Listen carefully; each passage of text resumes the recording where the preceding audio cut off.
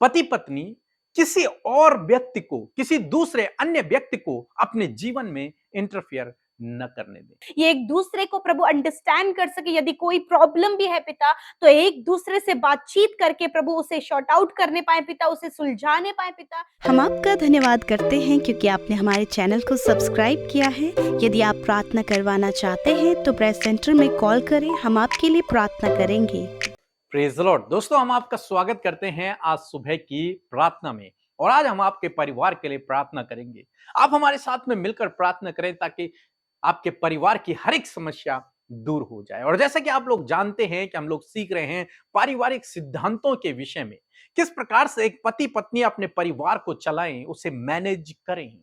इन सिद्धांतों के विषय में हम लोग सीख रहे हैं बाइबल क्या कहती है एक परिवार के विषय में, क्या क्या नियम हैं जो हमें फॉलो करने चाहिए एक मसीह परिवार होने के नाते।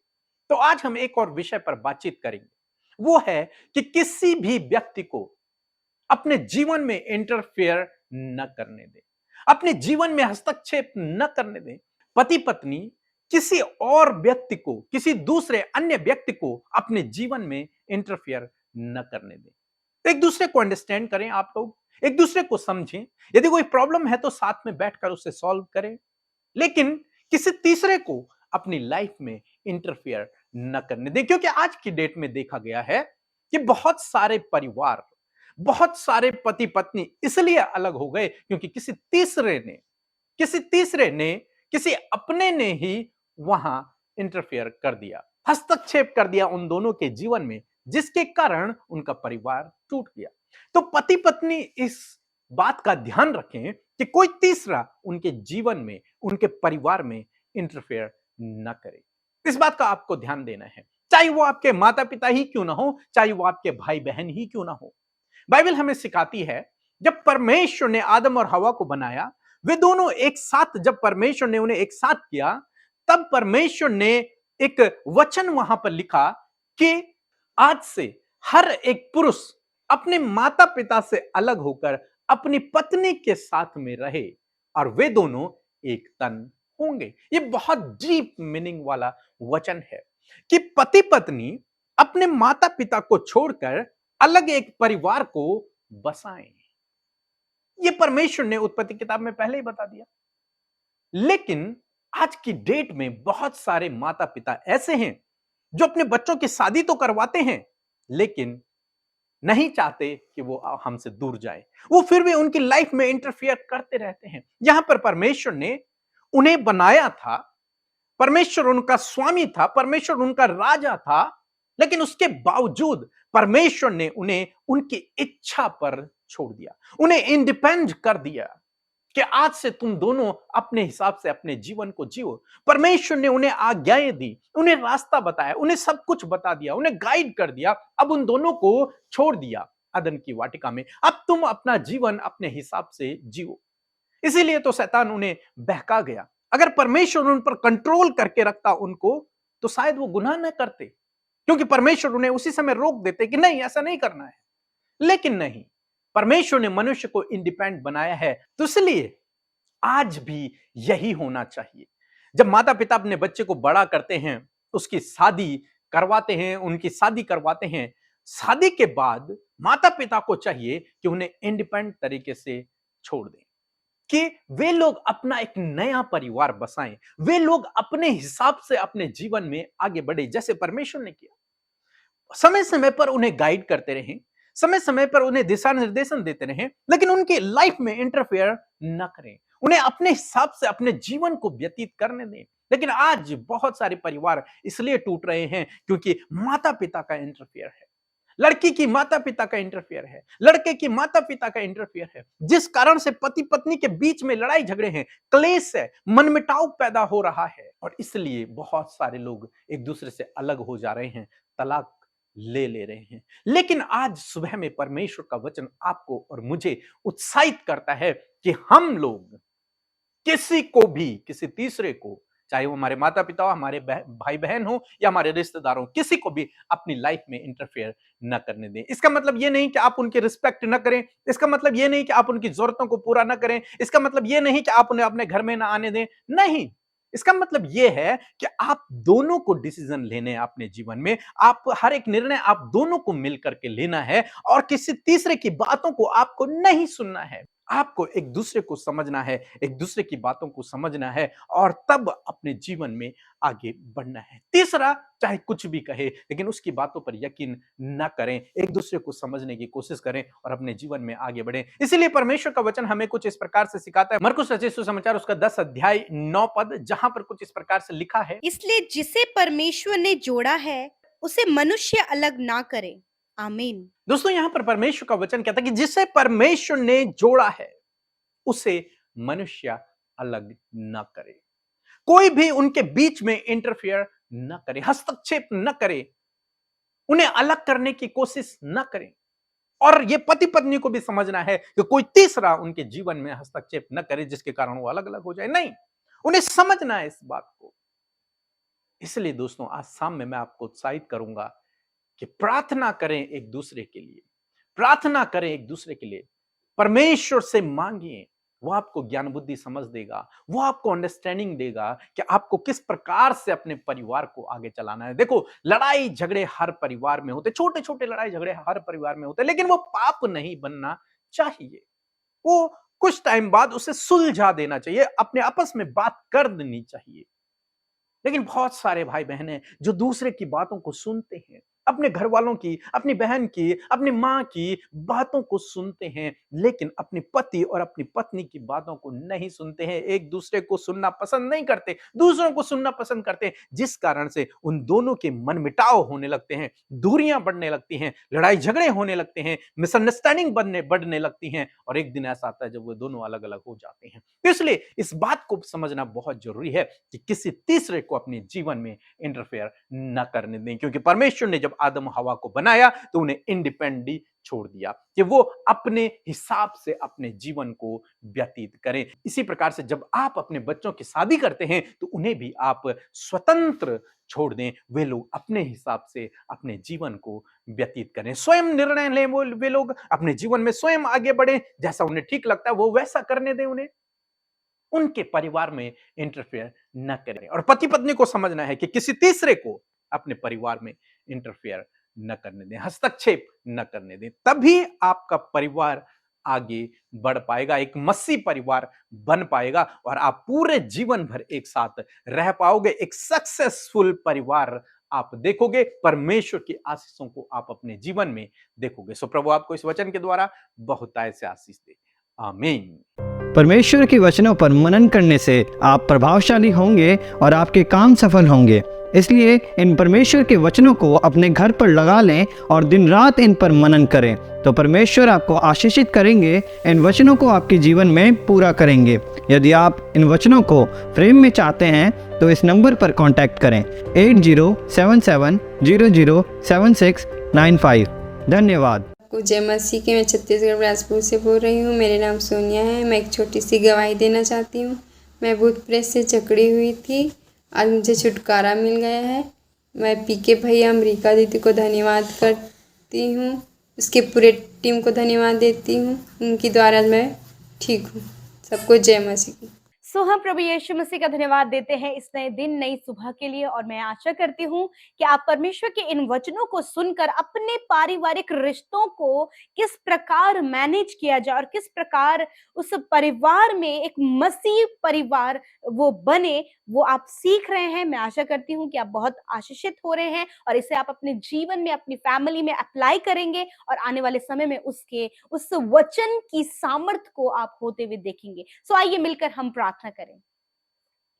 धन्यवाद धन्यवाद धन्यवाद करते हैं स्वर्ग में विराजमान अति पवित्र महान सामर्थ्य पिता, हम आपका आदर और सम्मान करते हैं पिता। आपका आदर करते हैं क्योंकि आपने हम सबको अपना बेटा बेटी बनाया प्रभु। और धन्यवाद प्रभु, एक बहुत बड़ा औदा प्रभु तूने हमें हमारे जीवनों में दिया है पिता। हम तेरी संतान है पिता, ये सच में एक बहुत बड़ा प्रिविलेज है प्रभु। मैं धन्यवाद करती हूँ। और आज जितने भी लोग हमारे साथ इस प्रार्थना में शामिल हैं, प्यारे परमेश्वर मैं धन्यवादित हूँ प्रभु कि ये वो लोग हैं जो तुझसे प्यार करते हैं और तेरी संगति में बने रहना प्रभु उन्हें अच्छा लगता है, उन्हें बढ़ना अच्छा लगता है और तेरे राज्य की बातों को सीखना, उसे इंप्लीमेंट करना उन्हें अच्छा लगता है। मैं धन्यवाद करती हूँ प्रभु इस ब्यूटीफुल फेलोशिप के लिए प्रभु, जो तूने हम सबको मिलाकर दी है परमेश्वर। आज प्रभु जितने लोग सुन रहे हैं प्रभु, उनके जीवन में नामों नाम आशीष आए मेरे खुदा। धन्यवाद करते प्रभु, रात भर आपने संभाला, सुरक्षित रखा, अच्छी नींद से सुलाया प्रभु, ये नया दिन दिखाया प्रभु, किस नए दिन में तेरी योजनाएं, तेरी इच्छा, तेरी तेरी बातें हमारे जीवनों में पूरी हो सके। मैं धन्यवाद देती हूँ आज के दिन के लिए, आपके फेवर को, आपके सपोर्ट को, आपकी ज्ञान बुद्धि समझ को मांगते हैं, आपके पवित्र आत्मा का गाइडेंस चाहते हैं। होली स्पिरिट आप गाइड करें, पवित्र आत्मा आप गाइड करें। और जितने भी लोग परमेश्वर इस समय प्रभु बहुत सी बातों को लेकर कंफ्यूज हैं, बहुत सी बातों को लेकर प्रभु वो डाउट में है, पवित्र आत्मा वो कंफ्यूजन, वो डाउट उनके जीवन से दूर करे। आज हर एक को अच्छा स्वास्थ्य प्रदान करें, जहां कहीं भी ये भाई बहन जाए, आपकी सुरक्षा, आपकी प्रोटेक्शन इनके लिए, इनके परिवारों के लिए मांगते हैं। आपके पवित्र लहू में इन्हें कवर करते हैं, अनगिनत स्वर्गदूतों के बाड़े में रखते हैं। और विशेष रूप से आज के दिन की शिक्षा के लिए प्रभु, उस वचन के लिए धन्यवाद कि जो तूने अपने लोगों से बातचीत किया है पिता।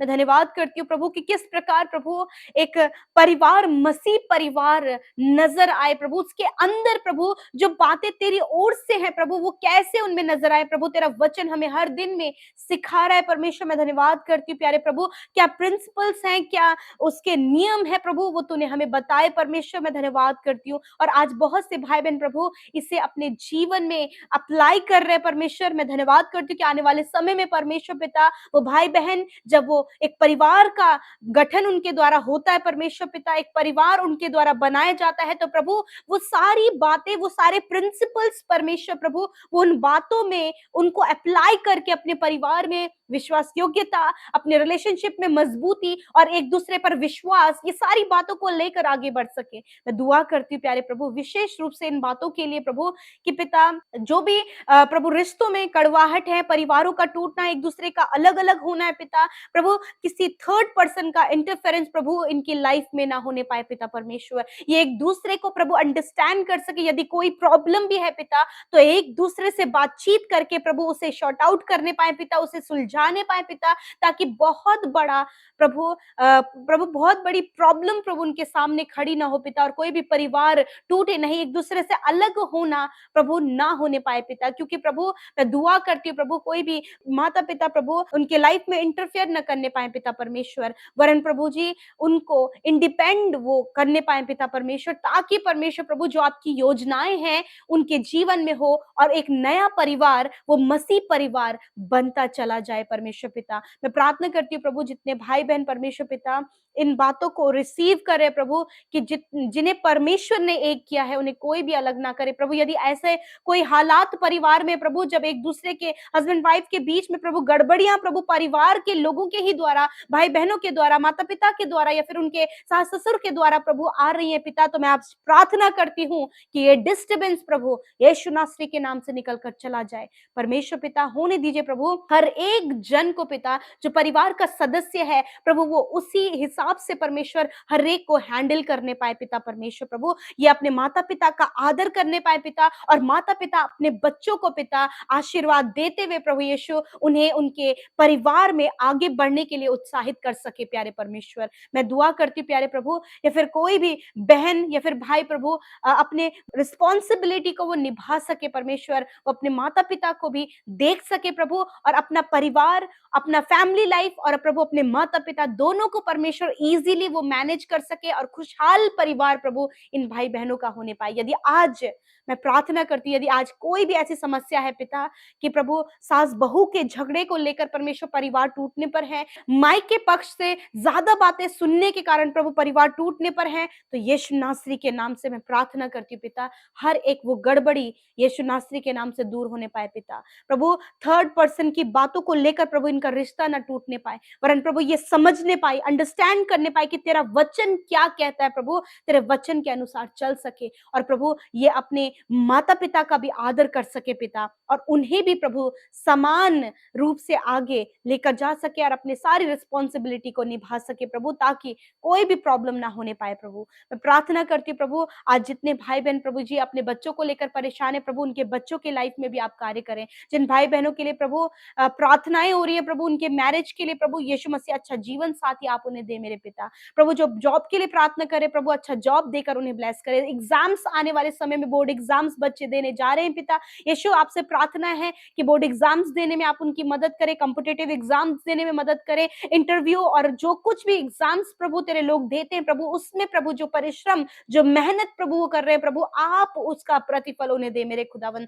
मैं प्रार्थना करती हूँ आज जितने लोग बीमार है विशेष रूप से प्रभु जिनके पेट में समस्या है परमेश्वर, प्रभु गांठें हैं प्रभु जी, स्टोन प्रॉब्लम है पिता, कॉन्स्टिपेशन और दर्द हमेशा पेट में बना रहता है, इसी वक्त यीशु नासरी के नाम से पेट के रोग इसी वक्त निकल कर चले जाएं प्रभु। जिनके कमर में प्रभु यीशु मसीह दर्द है और प्रभु दर्द के कारण प्रभु जी नसों के गोले प्रभु जी कमर में है पिता यीशु नासरी के नाम से इसी वक्त प्रभु वो नसों के गोले नॉर्मल हो जाए प्रभु, कमर हील होने पाए पिता परमेश्वर। धन्यवाद करते प्यारे प्रभु, हड्डियों में जो गैप आ गया है हड्डियों का गैप यीशु नासरी के नाम से दूर हो जाए प्यारे परमेश्वर प्रभु। यदि कोई भी शरीर की हड्डी बढ़ रही है पिता यीशु नासरी के नाम से प्रभु वो नॉर्मल हो जाए पिता। धन्यवाद करते प्यारे प्रभु, जो भाई बहन चल फिर नहीं पाते प्रभु यीशु नासरी उनके पैरों में बल दे प्रभु यीशु के नाम से, वो अपने पैरों पर खड़े हो और चले और फिरे यीशु नासरी के नाम से। धन्यवाद क्योंकि तू सामर्थ्य है परमेश्वर। धन्यवाद, कैंसर यीशु नासरी के नाम से नष्ट होने पाए, पैरालाइज यीशु के नाम से नष्ट होने पाए, हर प्रकार की रसोली और गांठें यीशु के नाम से नष्ट होने पाए प्यारे परमेश्वर प्रभु। जिनकी किडनी वर्क नहीं कर रही है प्रभु, डायलिसिस चल रहा है प्रभु यीशु के नाम से किडनी वर्क करने लगे यीशु। धन्यवाद पिता, आपके पास आपके लोगों के लिए अच्छा स्वास्थ्य है, आपके पास उनके लिए चंगाई है क्योंकि तेरा वचन कहता है कि मैं तुम्हारे सारे रोगों को दूर करूंगा। धन्यवाद प्रभु, हम इस वचन पर विश्वास करते हैं। छोटे बच्चे यीशु नासरी के नाम से चंगे हो गए, जिन बच्चों के हार्ट में छेद है प्रभु यीशु डॉक्टरों ने जवाब दे दिया प्यारे परमेश्वर।